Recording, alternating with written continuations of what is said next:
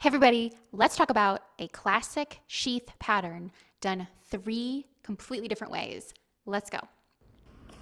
So my first version, I'm showing you the classic Cadence sheath dress with short sleeves. This pattern is such a great go-to because it's simple, easy to sew, and it has just that classic sheath silhouette with a bit of shaping at the bust. You can see that there's darts there at the bust.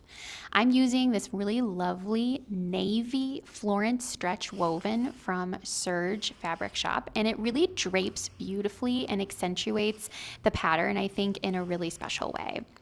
This pattern also includes a neckline facing, so it's really easy to install and lies flat and gives the dress a really nice clean finish without any bands or extra pieces, so it's really simple. This version is perfect for showing off either a simple fabric or something really special from your stash. For my second look, I've added an elastic casing to the baseline pattern. This is a great option if you want a little bit more shaping to highlight your waistline. All I did was add a channel on the inside using bias tape according to the pattern's instructions, and you can optionally also put in holes so that your waist ties can pop through and you can have an adjustable elastic or drawstring there. I love how this version gives a little bit more definition to my waist and my hourglass shape while still keeping that comfortable, airy feel.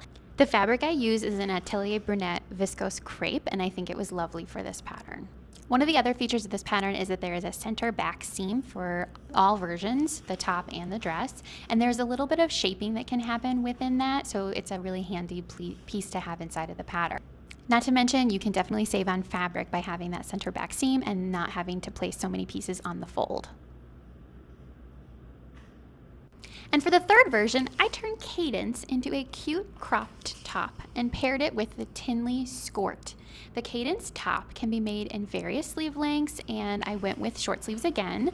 I used an airflow fabric from Raspberry Crepe Fabrics, and I love how it pairs with the high-waisted Tinley skirt, and I just cut off a little bit at the bottom of the top to create that crop feel.